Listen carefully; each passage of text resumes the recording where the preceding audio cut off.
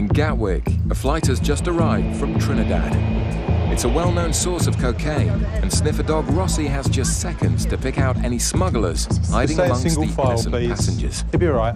Okay, thank you. Your voice looks frightened of the dog. Thank you. That's it, all done. Suddenly, Rossi picks up a scent and targets a woman in a white jumper.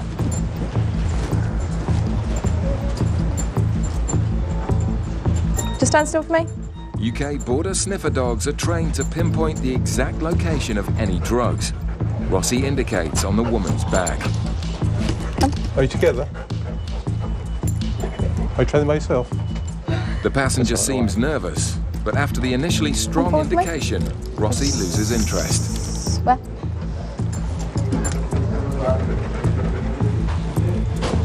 Okay, thank you, madam. That's fine, thank you. He basically pulled to get to her, or get to her scent, so I dropped the lead, and he was all around her rucksack, and he dropped the floor, so he tried to get underneath it. Back down into the channels anyway, just in case your guys have picked anything up down there. Yeah, I might see what's in her bag anyway. Meanwhile, Gatwick's newest drug dog, Barney, is examining the baggage from the same flight. Barney gives his strongest indication yet on this black and white spotted suitcase.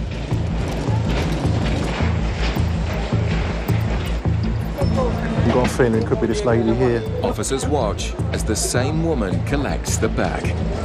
And it is. All right, thank you. With two separate indications, the officers think she must be smuggling cocaine. The team must keep the suspect under surveillance to make sure she doesn't slip away.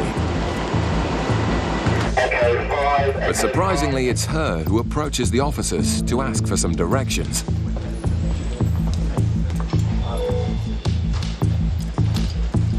Fitz intercepts the passenger. Hi, where are you travelling from today? Here called Trinidad. Trinidad. You travel on your own? Yeah. Okay, just have a quick word if that's all right. Hello. But now the suspect seems more relaxed, even as Barney gives another unmistakable indication.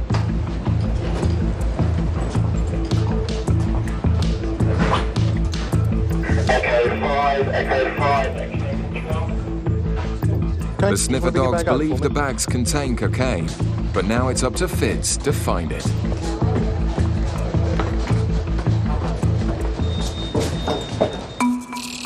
In Manchester, UK border officers are on the lookout for people bringing in more than 200 cigarettes on a flight from Gran Canaria. They spot 2 bags full of cigarettes. Kevin puts them back on the carousel, giving the passengers the opportunity to declare the excess, using the phone provided in the customs red channel. Ignoring the signs, they walk through nothing to declare, and the passengers aren't happy to hear that the goods will now all be seized. There's no signage and conveyance belt and we have to go and pick a phone up. No, So there's nothing telling me to pick a phone up. when you walk in here, So can you categorically say I didn't go near that phone? I can do it because I watched it. I went round the back of the belt, I x-rayed the flight. I seen you pick up your bags off the belt, and I watched you walk towards the green channel. You never went anywhere near the goods to declare channel. You walked straight into the green channel saying, yeah, not to declare. Okay? It's going to be no tax. It's going to be seized from me today. The red phones have been there for years, but the man's still hoping to bend the rules. There you go. What's the crack here? As the officers already said, there's signs out there. No, there's nothing that says we have to pick a phone up though, is there? Come on. We can't, there's nothing we can do. If you'd have declared them at the red point, you could have paid the dues. Of course there's something you can do. There's not. No, I've never brought anything back in there. Now other passengers decide to get involved. No reason in the custody. They love to It's not signs you I'm not talking to you, mate. I'm talking to you. Well, I'm not listening to you. Right, I'll just show you the red point where the gentleman that's just been very abusive to us about not having the opportunity to declare the cigarettes. This is where he should have come. Bringing in excess goods, you should declare them at the red point. The gentleman's argument was there was no staff behind the red point. We tried to explain that there's a red phone there for him to use, and he said, well, he shouldn't have to do that. There's no signs telling you to do that. And there quite clearly is. It says there, goods to declare, you must speak to an officer or make your declaration using the red telephone. So, he's not got a leg to stand on, I'm afraid. And now the man decides to turn It's just nasty. the fact that, you've got an asshole like you and you've got a manager who's got no discretion. You're not going to be sweeping the floor. Unfortunately, that's the way people get. It's just, they get upset because they're having a cigarette seized from them. Despite clearly being guilty, the men haven't finished abusing the officers just yet. Back in Gatwick, the suspected cocaine smuggler picked out by the sniffer dogs is now being searched. They did this over there, so it doesn't matter what Sorry. how you pack it back or whatever. Right, oh, okay. Because they pretty much messed it up. Who was that? They checked the bags and whatever across there. They checked them before you came out, did they? They Right. did the same thing. Oh, okay. So they pretty much messed it up. So. Right. With 3 separate sniffer dog indications on the bags. Okay, I just need to do a quick x-ray of your suitcase, all right? Yeah. UK border officer Fitz is convinced he'll find something inside. All right, doesn't seem to give us that much information about it, so probably have to do a further examination. I'll take it to the tool room and have a look. Have a closer look, actually. Surprisingly, Fitz can find no sign of cocaine. And even the drug swab is clear. Well, the actually ascertain there's nothing in there. No, which is a bit of a shame, really. As it was a good indication by the dogs, I must admit. It's disappointing, but with such strong suspicions, Fitz isn't willing to give up the search just yet. That's the game that you plug into the television. Right. It's a games console dance mat, but something doesn't add up. Has you got a PlayStation with her? No. So why would you have one of these anyway? Yeah. Right, round 2. I mean, it is heavy as hell. Fitz then spots the clue he's been after. The actual casing looks like it's already been removed once before.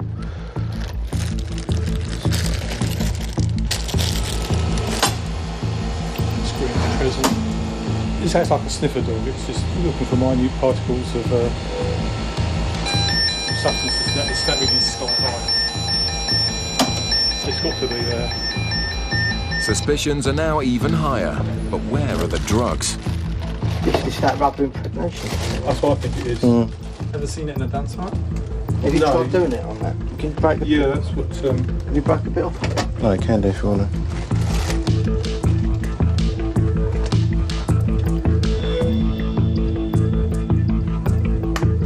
The material's gone blue. Oh.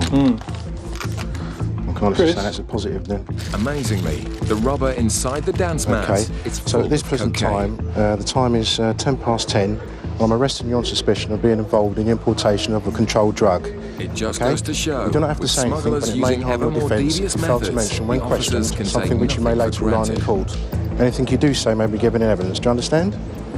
Okay. The officer's persistence has paid off, and yet another smuggler has been caught red-handed. North. The drugs were ingeniously hidden, and one member of the team deserves a special reward. Knock yourself out, you little star. Well, he's just had his second job in 3 days to cocaine detections, which is unprecedented for such a new dog. He's only been in the job for 6 months. It's brilliant. But in the meantime, he's going to get this as a treat because it's just an unbelievable job for such a young dog. And while Barney enjoyed his bone, the woman won't be enjoying her freedom. She pleaded guilty and could be facing around 10 years in prison.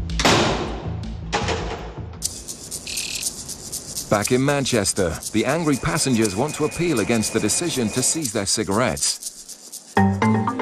But they're now refusing to sign the paperwork. I had 600 cigs stuck off me when it says... After 2 hours, the men are starting to test the officer's That's my argument patience. here. There you go. That is my argument, right? Whether it goes to appeal or not, he won't get his cigarettes back. Okay. You won't get your cigarettes back because you've entered the goods nothing to declare channel, stating that you've got nothing to declare. And I followed you straight into the green channel. Dad, just it. Can't be with it. It's just job worse. Well, I was trying to say that we've got more pressing things to do than stand here arguing with you. I couldn't agree with you more. So if you don't The understand... already tense exchange is about to escalate. Again, you need to just learn that you learn what? Learn. Why are you talking like that? Don't talk to me like I'm a piece of lad. Yeah, hold on, you're the one who's talking to us like a piece of... Laughing for no reason. Don't try to tell me what to do. Yo, don't try to tell me what to do. Stand He's having a conversation. I'll tell you now, you have less of that now, otherwise I'll arrest you and I'll have you upstairs. Right, let's just pack it in now. And they were getting quite abusive, and it was getting to the stage where we thought they might be having to arrest them for obstruction. or even assault. He was getting close to them. It looked like they were going to lash out. Right, I've not been rude or abusive job. I've tried to be. Luckily, we talked them round and they've left in the end, but I'm not very happy. We've had the cigarettes seized.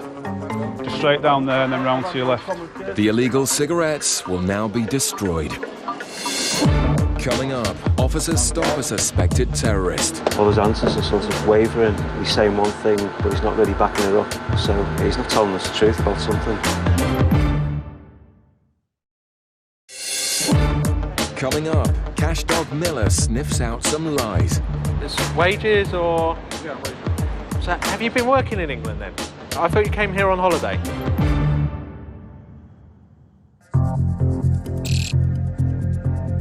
In Manchester's Terminal 2, a flight has just touched down from Dubai. A man acting strangely has been intercepted by the UK border officers. Inside the suspect's bags, Gary has found flight manuals and pilot training information. He's just looking very edgy, very nervous, but he's got all sorts of literature on planes. He says he's just an enthusiast, but he says it looks too detailed, really. It looks like confidential stuff. So, for you to draw a flight desk simulation of planes, where are you getting that information from? Internet. So everything that you've got in front of me here, you have copied from the internet. What? The internet, yeah. All the stuff that you have in here. Yeah. It's just something very, very strange about it. Yeah. So you just have a look at him and he wants to go. I know he's looking at you. The gentleman come through off the Dubai flight, some single traveller. He seemed nervous in the way he was entering the channels head down, sluggish walking, avoiding eye contact with me, to be honest. Basically found a lot of literature with regards to flying, flight schools, avionics of the plane, and various courses with regards to cabin crew. As Gary digs deeper, the details become more and more incriminating. Why have you got information about fighter planes? Well, combat planes, weapons. Well, these were. I was interested during the RAF once. You were interested in what? Sorry. During the RAF for Royal Air Force. Okay, so you're trying to self-teach yourself by learning from the internet how to fly planes. No, from that. I'm just getting some information from the internet. That's what I'm doing. So you're just getting some information. The man's lack of answers is worrying Gary. Of aircraft by the looks of all this stuff. I'm just making a book, that's all. So you're now making a book? No, I'm not making a book. What I'm doing, because I go on these planes all the time. You can see my passport. I went to flying school in Bangladesh. The aircrafts were too old. What was the name of the flying school? Bangladesh flying school. Okay, how long were you at Bangladesh flying school for? No, I wasn't there for long. I just went to see. You just told me you were at flying school. Yeah, I went there to see the aircraft. That's all. Just to look at this stuff. So you weren't taught anything in lessons at all? No, I've not took any trial lessons. Well, I'm not doing anything wrong. I'm not. Okay, like I asked you before, are you just sort of learning to be a pilot from information you were downloading from the internet? No. I mean, so where's all this information? I've made them. I've collected. No one helped me. That's all I can say. Well, I mean, I'm no sort of aircraft specialist, but some of this seems quite sensitive. If this got in the wrong hands, it could be quite. Gary finds a hard drive with more aircraft data. Just aircrafts that you've downloaded off the internet. Yeah. When did you last go to Bangladesh before this trip? The man's odd behaviour and contradictions are increasingly alarming. I don't remember. Don't remember. You said you travel all the time. Yeah, I do, but it's a passport thing. I remember when I travel. You're not making sense, really. The man's answers are becoming more vague, and his story sounds stranger all the time. When I was young, I went to college, school, I had friends, but I've lost everything. I lost my friends, mates, everything, everyone's gone. Doesn't seem to be able to back anything up that he's talking about. all his answers are sort of wavering. He's saying one thing, but he's not really backing it up and backtracking on things. So he's not telling us the truth about something. So we're going to swab his bag, screen it for explosives. The officers believe the man may be involved in terrorist activities, and the suspect is saying nothing to explain the documents. Gary has called in Special Branch while they await the result of the swab for explosives. On a night shift in Dover, officers are monitoring outbound vehicles on the hunt for large amounts of cash which may be linked to crime. Ben is questioning a Polish vehicle, looking for any clues that they may have something to hide. How much money have you brought to England with you? 3,000. And how much are you taking back to Poland now? How much money do you have left? 1,600. Is that between all of you, yes? No, £1,600 each? Ben thinks the group are telling lies. So you each brought £3,000 to England, and you all take 1,600 back with you. And it's all in £50 notes as well? And where did you get the money from then? From Polish exchange point. And they just gave it in 50s, not in smaller? Okay, that's good. If you can bring your money and yourselves and come out the car, and then we go.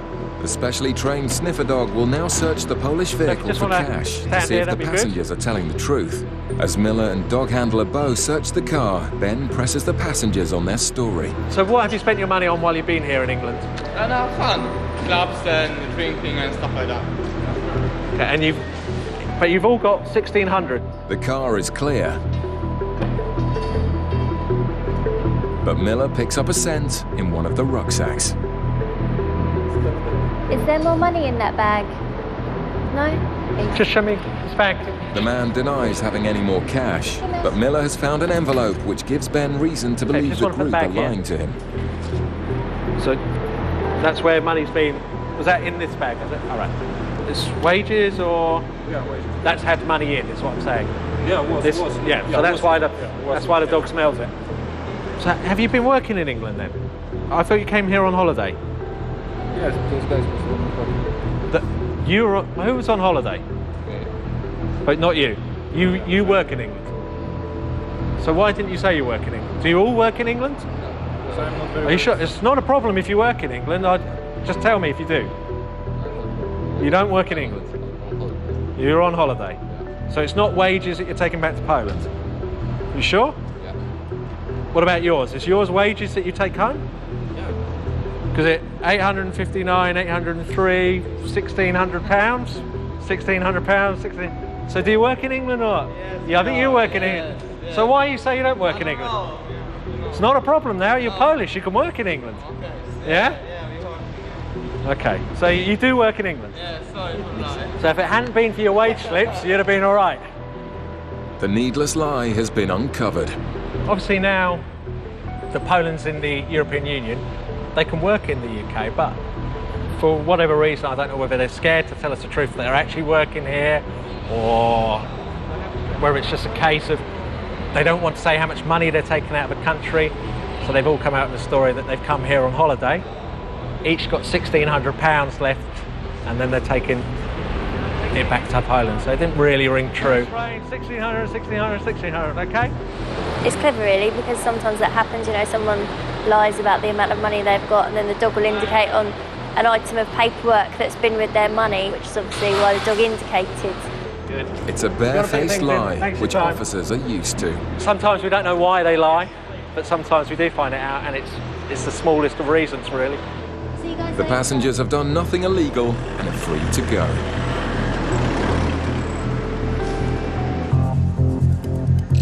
In Manchester, the officers are dealing with something potentially far more serious.